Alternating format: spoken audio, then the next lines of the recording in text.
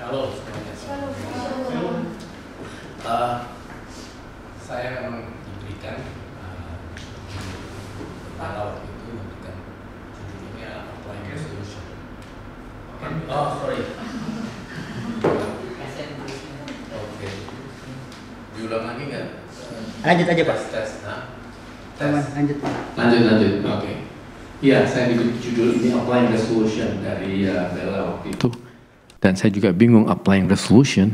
Wah, begitu saya cari ngulik, mengetahui mengenai strategi kerangka berpikir sebetulnya sih. Ya, jadi kita mau melihat bahwa untuk generasi ke depan, ya teman-teman ataupun yang adik-adik semua harus memahami apa sih resolusi itu.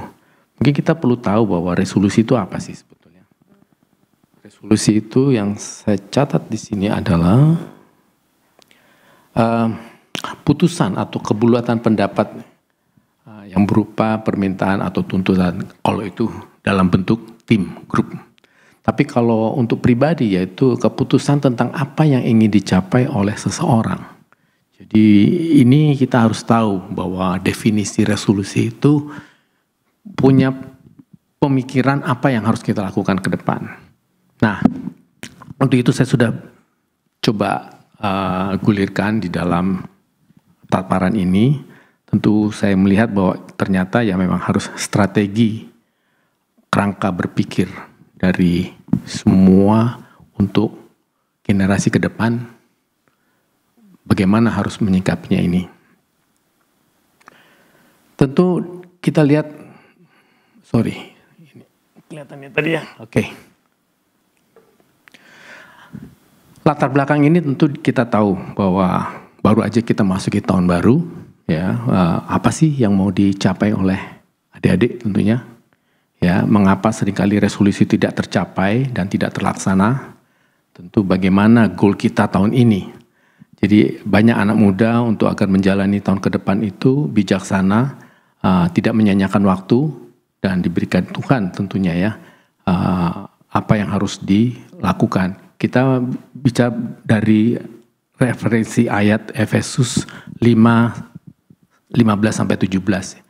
Di situ dikatakan, karena itu perhatikanlah dengan seksama bagaimana kamu hidup. Makanya saya garis bawahi, bagaimana kamu hidup. Jangan seperti orang bebal, tetapi seperti orang arif. Dan pergunakanlah waktu yang ada, karena hari-hari ini adalah jahat. Sebab itu janganlah kamu bodoh, tetapi usahakanlah supaya kamu mengerti kehendak Tuhan. Saya coba untuk mengaplikasikan di generasi sekarang. Pengertian jahat itu saya garis bawahi, jahatnya yang laten ada, tapi jahatnya yang masa sekarang juga ada. Kalau kita lihat jahatnya itu yang di merah, yang saya garis bawahi di situ adalah bahwa kalau pembunuhan, perampokan, perkosaan, atau penipuan itu sudah turun-temurun ya. Artinya kejahatan. Tapi yang kekinian adalah kejahatan teknologi maya seperti hackers. Tahu kan hackers? Tahu juga phishing. Phishing itu mengenai kalau umpamanya ada situs-situs yang bohong ya. Atau kita dipancing untuk memberikan informasi, data, informasi kita. QRIS palsu juga ada, judi online, pinjaman online, pelayanan aplikasi bodong, saham fiktif, komoditi perdagangan, dan lain-lain. Itulah kejahatan kekinian yang sebetulnya dirasuki oleh generasi kalian. Nah ini harusnya saya melihat bahwa kelihatannya kalau semua peserta ada Gen Z, kecuali Pak Gelen dan saya bukan Gen Z. Saya boleh tanya, 7 kali 8 berapa?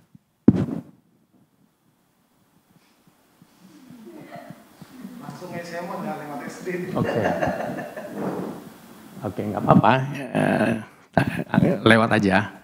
Terus kalau saya tanya 4 kali 12, Vera berapa? 4 kali 12.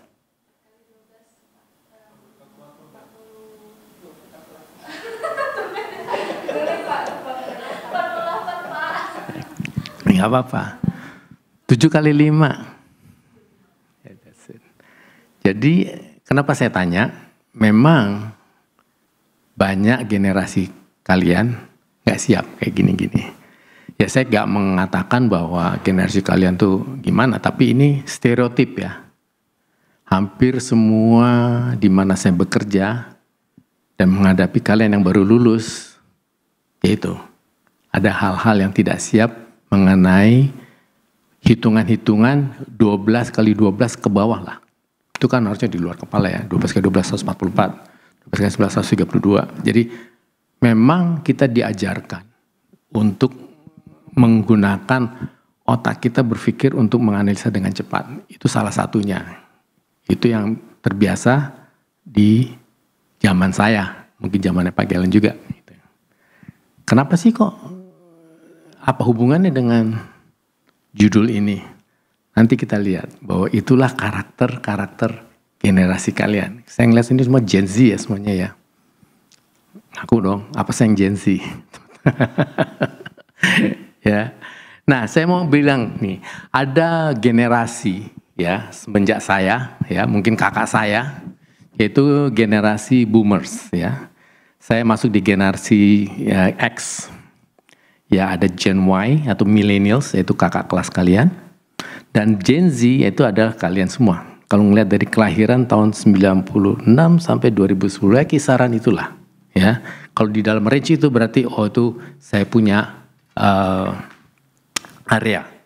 Nah, masing-masing generasi itu memiliki cara pola pikirnya berbeda-beda secara generasi ya. Kalau kita lihat zaman waktu itu bahwa saya tulis ya, oh belum ya.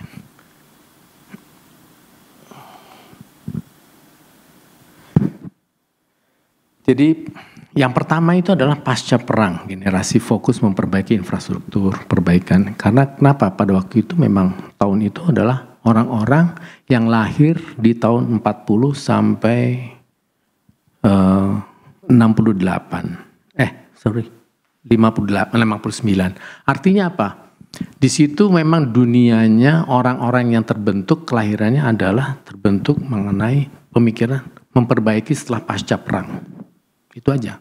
Yang penting ada makan, ada pabrikan, ada ekonomi. Ini saya melihat dari semua literatur saya baca secara umum seperti itu. Nah, generasi saya yaitu generasi fokus sudah memperbaiki pendidikan. Setelah udah makan udah bagus pada saat itu ya. Dan juga PAUD sampai sarjana sudah ada ya. Terapan teknologi elektroniknya udah ada TV, ya, itu udah mulai itu kita. Radio, komputer generasi komputer awal yang tuh IBM yang belum pakai laptop masih kayak model kayak disket gitu. Wah, itu masih zaman dulu banget deh. Dan sistem perbankannya juga masih telepon kabel tuh telepon yang kayak di rumah tuh yang diputer-puter tuh. Yang zaman dulu banget lah, jadul lah istilahnya. Itulah generasi di mana saya dibesarkan. Jadi itu merupakan teknologi pola pikir kita ya sejauh itu. Nah, generasi berikutnya adalah generasi millennials. Ya. Di sini kita lihat bahwa generasi ini udah lebih baik. Ya. Inovasi teknologinya, telekomunikasinya udah satelit, ya.